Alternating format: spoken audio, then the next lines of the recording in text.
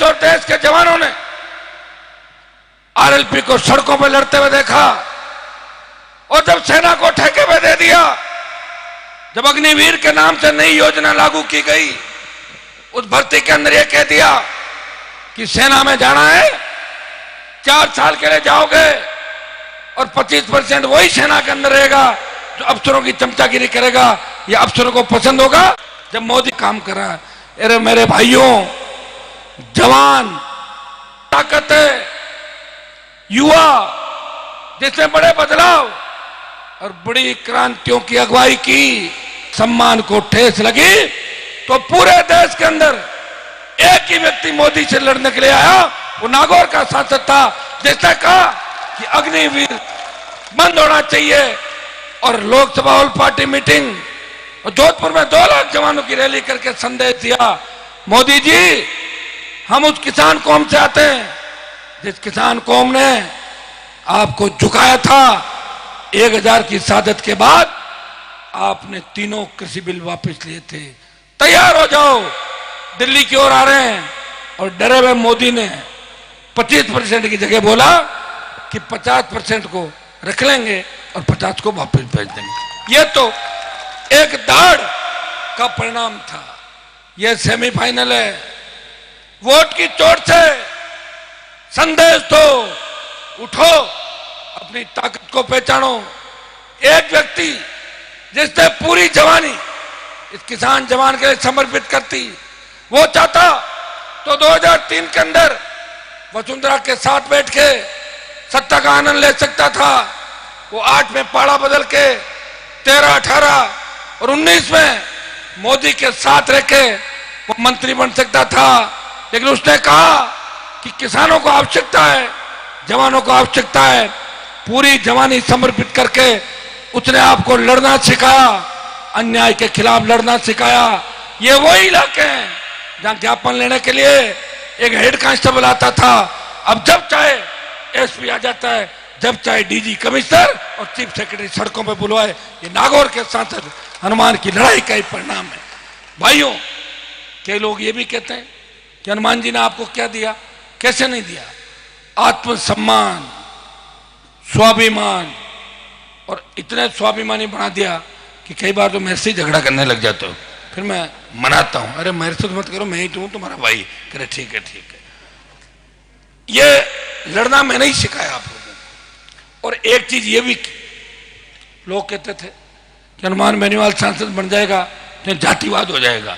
इस राजस्थान के अंदर अगर जातिवाद को खत्म किया तो नागौर के सांसद ने जातियों को मिलाने का काम किया। गुजर मीणाओं को साथ बिठाया, जाट राजपूत समाज को साथ बिठाया, मेघवाल ब्राह्मण को साथ बिठाने का काम किया।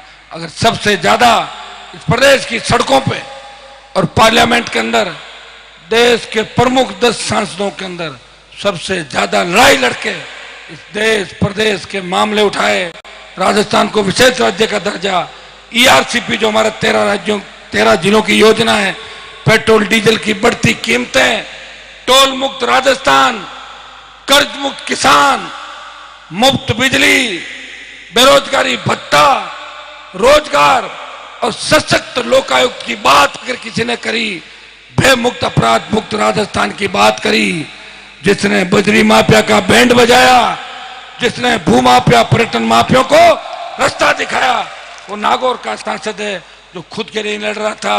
वो कह रहा था कि रेत, बजरी, सैंडस्टोन, मार्बल, ग्रेनाइट, जिप्सम ये हमारी है और तेल, चांदी, तांबा, सोना ये सरकार का है। जिसकी जमीन के अंदर अगर पत्थर है तो उसको अधिकार है कि वो अपनी जमीन से पत्थर निकाल के अपना पेट पाल सकता है। वो इलीगल माइनिंग नहीं है, वो अवैध माइनिंग नहीं है, उसका हक और अधिकार है। जिसने ये कहा कि बिजली चोरी हम नहीं करते, बिजली चोरी तो मंत्री, संतरी, मुख्यमंत्री करते हैं, जिन्होंने कंपनियां बनने के बाद 1.5 लाख करोड़ से ज्यादा का घाटा दिखाया, कभी ऑडिट नहीं करी। अगर हमने बल्ब जगा लिया, आवश्यकता हुई, कनेक्शन लेट मिला और खुद ही कर लिया, कोई पाप नहीं है। खुद ही मेहनत करके लाए। और जिसने विधानसभा के अंदर कहा ये इलीगल कनेक्शन, या तो सरकार हर व्यक्ति को कनेक्शन दे और नहीं तो अंधेरे में नहीं रहेगा। कहां तो आजादी का वह साल आप अमृत महोत्सव के रूप में मना रहे हो और कहां लोग अंधेरे के अंदर है। यह मेरी लड़ाई का ही परिणाम है कि जो 25-50 ढाणियां जो बची थी आबादी, वो जो योजना वापस चली गई थी, उस योजना को दिल्ली से खींच के इस विधानसभा चुनाव से पहले लाके अगर काम चालू कराया, वो नागौर के सांसद का ही प्रयास था, जिसका फायदा पूरे राजस्थान, जोधपुर और आपकी जयपुर, अजमेर डिस्कॉम को मिला। भाइयों, लड़ाई के हजारों उदाहरण आपके सामने, लेकिन मेरे घर पे जो भी व्यक्ति आ गया वो खाली हाथ नहीं गया। चाहे मुझे वोट दिया नहीं दिया, मैंने कभी नहीं पूछा। मैं बहुत से नेताओं को देखता हूं, ओछी बात करते थे, चुनाव में कटहा थे, जाओ आरएलपी वाला करना थे, जाओ बीजेपी कांग्रेस। अरे तो वोट दिए जब भी तो एमएलए बनाओ आप लोग। वोट देते वक्त आरएलपी सारी थोड़ी थी, 18 में आरएलपी थोड़ी लड़ी थी, यहाँ पे 18 में और भी डेगड़ा में थोड़ी लड़ी थी आरएलपी। तब तो रात को आओ के काम निकलवा के भाग गए सारे सारे। अब इनको आ रही है दिक्कत। तो मैं इतना ही आपको कह सकता हूं, जो व्यक्ति बड़ी सोच के साथ चलता है वो सबको साथ लेके चलता है। ये तो आप मानते हो कि मैं पार्टी चला रहा हूं, पार्टी की जिम्मेदारी, रीति नीति और छोटी सी भी दिक्कत होगी तो जवाबदारी किसकी है? मेरी है। और मेरे कोई भी दिक्कत होगी उसकी जवाबदारी किसकी है? आपकी। मैं सबके आंसू पहुंचता हूं।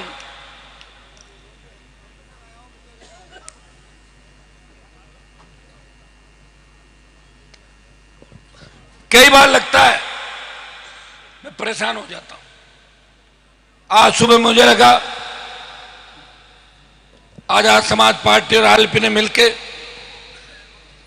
लगभग 150 से ज्यादा टिकट हमने बांटे, लेकिन थोड़ा मन उदास हो गया कि 200 क्यों नहीं बांटे।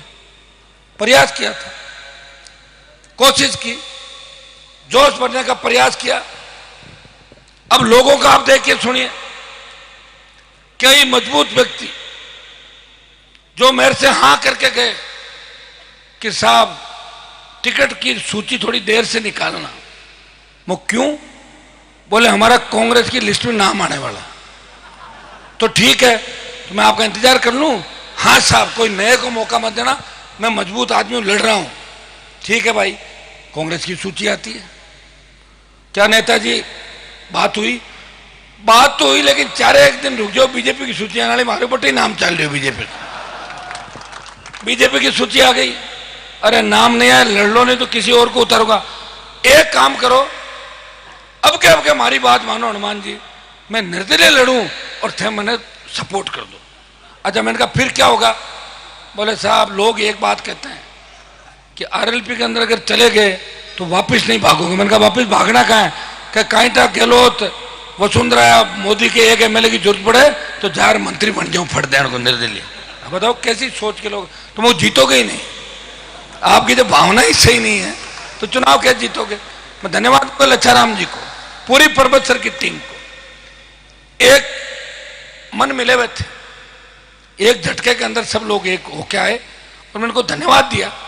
और इनका अधिकार था, इस व्यक्ति ने, विधायक से ज्यादा मान और सम्मान इनका है। चाहे विधायक बने या नहीं, कई विधायक बने, घूमते, कौन पूछता विधायकों को? बताओ, सड़कों में कपड़े फाड़ते लोग विधायक को। कई विधायक ऐसे भी राजस्थान के अंदर जो अपने इलाके में नहीं जा पाते, पुलिस की गाड़ियां लेके घूमते हैं। 3 गाड़ी रखो नहीं को ठोके लगावांगे, हम बता तो रहा। ये हमारा नावा का विधायक देखो, पड़ोस में 5 गाड़ी साथ रखता है रात अंदर। अब तो गाड़ी भी नहीं मिलेगी, चुनाव का टाइम है, दिक्कत हो सकती है कोई भी उसके, और सब दिक्कत हो गई उसके, तो बड़ी दिक्कत। लेकिन दुर्भाग्य से देखो, अब समीकरण नहीं बन रहे भाई, क्या कर सकता है एक आदमी? अगर मजबूती से लड़ते लड़े तो सीटें सट नागौर में 10 की 10 सीट आरएलपी के खाते में आ सकती थी। लेकिन ये मजबूती मैं तो आपको बता ही सकता हूं। मैं घर घर जाके कैंडिडेट थोड़ी लाऊंगा, बताओ मुझे। ये तो खुद लोगों का मन होना चाहिए। जैसे पर्वत सर का मन था कि आरएलपी के साथ हम इस बार विधायक बना के भेजेंगे। हनुमान जी जो लड़ाई लड़ रहे हैं उसमें पर्वत सर का विधायक भी खेम सर के विधायक के साथ विधानसभा के अंदर जाएगा। यह दम नागौर में डेगाना के अंदर है, यह दम जाहिल के अंदर है, यह दम मेड़ता के अंदर है, दम तो बाकी जगह भी है। ये कांग्रेस बीजेपी का दम है। और अन्य टिकट कौन ने मिली रणबीर साइड में चाल पड़ो, वो दम नहीं होता। दम तो जो होता है, अभी अपनी इतनी तादाद के अंदर बैठे हैं, कोई संकट आ जाए भागेंगे थोड़ी, मुकाबला करेंगे, वो दम होता है। और एक कोई आता है कह रहा है साड़ को आएगा, साड़ को भाग जाए, वो दम नहीं होता। तो वो होता है, तो जो दम है पर्वत सर के अंदर, वो दम आज आपने दिखा दिया। आज आपने साबित कर दिया कि वीर तेजाजी महाराज ने 1000 साल पहले जिन डूंगरों के अंदर लड़ाई लड़ी थी, ये वही धरती है जहां वीर तेजाजी महाराज के संघर्ष को याद किया जाता है। अगर तेजाजी के सबसे ज्यादा भक्त मिलेंगे तो पर्वतसर की धरती पे मिलेंगे, जिन्होंने हमेशा किसान नेताओं का साथ दिया। नागौर के अंदर जब भी गरीब अमीर की लड़ाई हुई, 52 से लेके आज तक उस गरीब के साथ खड़ा मिला, वो पर्वतसर का मतदाता था। उसने अपने गरीब नेता का साथ दिया और मजबूत नेता को दूर किया। ये पर्वतसर की जनता थी।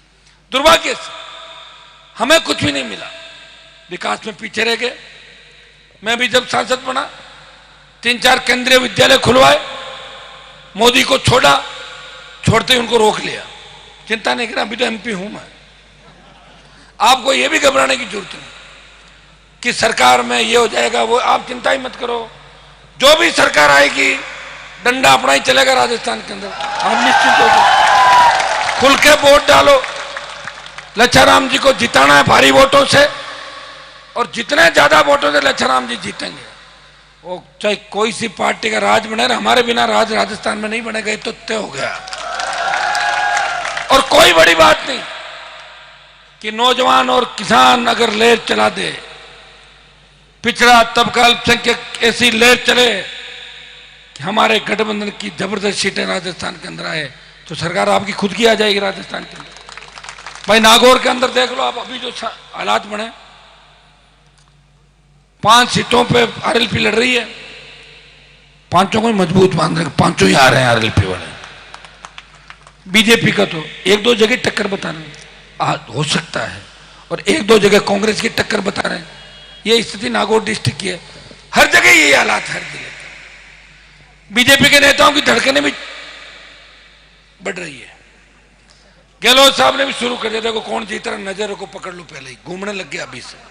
जिस तरह गिद्ध घूमते थे ना पहले जब कोई मरता था, ये राजस्थान की तस्वीर हो गई आने वाली, क्योंकि अब किसी की लहर नहीं चल रही है। 5 साल के अंदर भारतीय जनता पार्टी ने विपक्षी भूमिका नहीं निभाई।